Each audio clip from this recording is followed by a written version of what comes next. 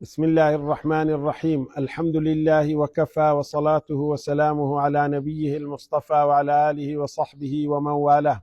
اللهم طهر قلوبنا من الشبهات والشهوات وأعمالنا من الرياء. أما بعد، مسلمانانی بەڕێز و سەنجین لە خزمەتتان دادەبین بۆ پێشکەشکردنی زۆر کورتە پوختێک دەربارەی قوربانی بۆ ئەم ساڵ. بەڕێزان و خۆشەویستان، قوربانی ئەو ساڵ کەوا دەکرێ حەزمان کرد بەو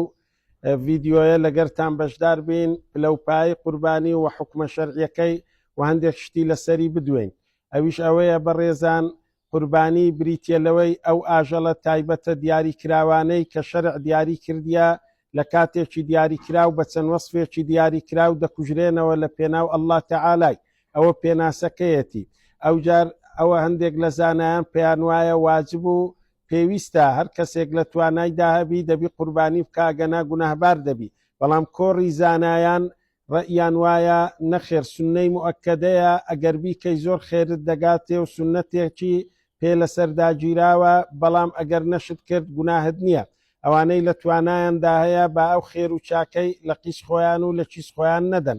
دەڵێن بەڵگەکانیش ئەوەن کە ئەڵڵا تەعالە بە ئایەت لە سوورەتی ئەلکەوثەر فەرموویەتی فەصەلی لێڕەبیکە وەنحەڕ. وەنحەڕ واتە سەربڕین و کوشتنەوە. هەندێک لە مفەسیرین دەڵێن ئەوە بەڵگەیە، و بەڵگەی فەرموودەییشمانەیە کە ڕەسوول الله صلی الله عليه وسلم کاتێک بەڕای کوڕی عازیب دەجێرتەوە رضی الله عنه فەرموویەتی لە حەدیثێکی صحیحدا کە لە صحیح بوخاری هاتیە من ذبح بعد الصلاة. پێغەمبەر فەرمووی عەلەیهی سەڵات وسەلام هەر کەسێک ئاژەڵەکەی کە بۆ قوربانی داناوە لە دوای نوێژی جێژنە سەری بڕی، فەرمووی تەممە نوسوکه، ئەوە عیبادەت و ڕێ و شوێنەکەی تەواو هینایتە جێ و کارەکەی شەرعیە. و لە پاشانەکە فەرموویتی و ئەصابە سونەتە الموسلیمین، و ئەوە پێکایتی ڕێباز و ڕێگای موسڵمانەکان کە لە صحیح بوخاریەوە هاتیەوە. ئەوەشیان بەڵگەیە لەسەری، و بەڵگەیەکی تر لەسەری بەڕێزان و خۆشەویستان ڕەسوول الله صلی الله عليه وسلم کە ئەنەس دەجێرتەوە دەفەرمێ بینیم ڕەسوول الله صلی الله عليه وسلم دوو بەرانی قۆچداری و لە پاشان ڕەنجیان ئەملەحەین. ئەملەحەین هەندێک لە زانایان دەڵێن سپی تەواو سپی، هەندێکی دەڵێن سپیەک کەوا ڕەشی لەگەردابی، ئەوەی سەر بڕی و پێیەکانی خستە سەر ملیان و بەخۆی و بەدەستی خۆی سەری بڕین و فەرمووی ئەوەیە قوربانی کەوا دەکرێتن. و ڕەسوول الله صلی الله عليه وسلم قوربانی بۆ خۆی و ئەهل البەیتی خۆی و بۆ تێکڕای ئومەتەکەشی کردووە. ئەوەش هەندێک لە زانایان دەیکەنە بەڵگەی ئەوەی کەوا بۆ مردوش قوربانی دەکرێ و جائیز و دروستە. قوربانی چەندین مەرجی دەوێ کەوا لێی بێتە جێ، ئەو جار قوربانیەکە تەواو دەبێ. دەبی ئەو ئاژەڵانە بن کە شەرعی ئیسلام دیاری کردیەواتە حوشتر و مانگا و گاو، و لە پاشان بزن و تەگە و مەڕ و بەران. ئەوانە دەست دەدەن بۆ قوربانی، و لە پاشان ئەگەر ئەوانە نەبوون بە قوربانی ناشێتن. و مەرجێکی ترەوەیە دەبی ساڵێکی دیاریکرا و کاتێک دیاریکرایە تەمەنیان ئەوەندە بێ، ئەو جار دەبێت تەمەنی ئەوەی کەوا چینی مەڕیا ئەگەر بەرخێکی 6 مانگەش بی لەسەر ڕەئی زۆرینەی زانایەکان دەبی و دروستە. بەڕای هەندێکیان ئەویش دەبی ساڵێکی تەواو کردبی، بەڵام لە چینی بزن و تەگەی دەبی ساڵێکی تەواو کردبی لەسەر ڕەئی زۆربەی زانایان. و بەڕاو بۆ چوونی هەندێک لە زانایان و مەذهەبی شافعیش بەڵکو دەبی ئەویش 2 ساڵی تەواو کردبی. و مانگا و گایەکانیش دەبی 2 ساڵیان تەواو کردبی و پێیان نابیتە 3 ساڵەی، و وشتریش دەبی 5 ساڵی تەواو کردبی و پێی نابیتە 6 ساڵەی، ئەو جار دروست دەبی. و مەرجێکی ترەوەیە هەندێک عیب و عار هەنە دەبی لەو ئاژەڵانە نێتە جێ و بەدەربن لەو عیب و عارەی ئەگەر نادروست نابێ، کەوا زانایان لەو فەرمودەیان وەرگرتیە کە بەڕای کوڕی عازب رضی الله عنه دەفەرمێ بە مەرفوعی هینایەتی 4 لا تجوز في الأضاحي. دەفەرمێ 4 جۆرە ئاژەڵ هەن ئەوانە دروست نییە و ڕێگا پێدراو نییە بۆ قوربانی بەکار بهێندرێن. العوراء البين عورها. دەفەرمووی ئەوەی کەوا لە چاوی کێشە هەیە و نابینایە و کۆرە چاوەکانی. والمريضة البين مرضها. ئەوەی زۆر نەخۆشە نەخۆشیەکەی تەواو پێیوە دیارە والعرجاء البين ضلعها و زۆر لە ڕوولاواز بیتن کەوا بە تەواوەتی پەراسوەکانی بە دەرێوە دیار بیتن والكثيرة التي لا تنقي و ئەوەشی کەوا نەتوانیتن یعنی تەواو لە ڕوولاوازێکی وا بیتن و یان شکابیتن ئەوە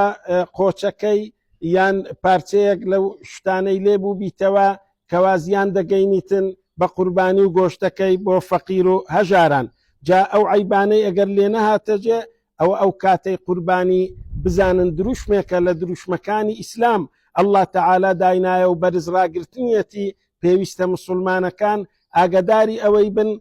ئەو شیعار و دروشمەی لەبیر نەکەن و بیکەن ساڵانە ذلك ومن يعظم شعائر الله فإنها من تقوى القلوب الله تعالى فرمويتي جا بەڕاستی ئەوەی شیعار و دروشمەکانی خوای تعالى بەبەرز و مەزن ڕابگری ئەوە نیشانەی ئەوەیە کەوا لە دڵەوە لە ئەڵڵای ترساوە و پارێزکارە و ئەڵڵای ناسیە بە تەواوەتی و تەقوای دڵانی هەیە جا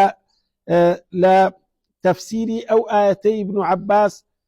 رضي الله عنهما كآية 32 سورة الحج فرميتي تعظيمها مبستي بي قربانية كان كو بقور رابجير دروشمكا استثمانها دفرمي واتقلو كردنيان ولا باشان واستعظامها بتمني قوريا واستحسانها وشاق راقرتنو بكارهنانو دانانيان أو كاتي قربانية كدوابي شعائر دروش مكاني إسلامت براستي تواو جێبەجێ کردیا و مەرجێکی تر ئەوەیە کەوا دەبی لەو کاتەی سەر ببردرێ قوربانی ئەو جار قبوڵە لە دوای نوێژی جێژنەی یەکەم ڕۆژی جێژنی قوربان واتە لە ڕۆژی جێژنی قوربان کە یەوم النەحری پێ دەڵێن نوێژی جێژنەی کرا ئەو جار سەر ببردرێ نەک پێش نوێژەکەی و لە پاشانەکە بەردەوام دەبی کاتەکەی هەتاوەچینێ هەر سێ ئەیام التەشریقیش دەیگرتەوە لە سەرڕەئی کۆمەڵێک لە زانایان هەندێکیش دەڵێن نەخێر واتە دەفتە 4 ڕۆژ هەندێکیش دەڵێن تەنها 2 ڕۆژە بەڵام ئەوەی کە دەڵێ دەفتە 4 ڕۆژ بە ڕۆژی یەکەمی سەربڕینی ئاژەڵەکان کە یەوم النەحری پێدەرێن و جێژنی قوربانە ئەو 4 ڕۆژیەکە ڕای پەسندتر و تەواوترە ئەوە لەو کاتەی کەوە ئاژەڵەکان ئەگەر سەر بردران بە دڵنیاییەوە لە پێناو خوای تەعالە بەدەستێکی پاک بەدەستی بەدەست نوێژ بە بسم الله والله ئەکبەرەوە بە نیەتێکی دڵسۆزانەی پاک و ئیخلاسەوە ومێد دەکرێت خوای تەعالە پلە و پایەیەکی یەکجار بەرز و مەزن بداتە خاوەنەکەی جا ئەگەر ئاژەڵێکی گچکە دەست دەداتن کەسێک کەوا فەرمان بەدەستی ماڵەکەی بی بۆ خۆی و ئەوانەی ژێر فەرمانینە لە ماڵەکەی هەموو عائیلەکە خێرەکەی پێدەگاتن و ئەوەش کەوا ئاژەڵێکی گەورەش لە مانگا و گاو و وشتر بۆ 7 کەسان دەتانن تێیدا هاوبەش بن و خێر بگاتە هەر هەمویان ئەگەرنا ئاژەڵی گچکە لە بەران و لە تەگەی لە بزن و لە مەڕی کە مەرجەکانی لێ هاتەجێ تەنها بۆ یەک کەسی دەبی ئیڵا ئەگەر ئەو کەسە گوتمان کەوە سەرپەرشتیاری ماڵ و عائیلەیەکی بی خێر دەگاتە عائیلەکەش جا لێرەدا دەینە کۆتایی و بە ئومێدی ئەوەی خوای تەعالە بکاتە بەشی هەر هەمومان لەو خێر و پاداشتەی لەو شیعار و دروشمەی بێبەش نەبین و لە پێناو خوای تەعالە ئەنجامی بدەین وصلى الله وسلم على نبينا محمد وعلى آله وصحبه أجمعين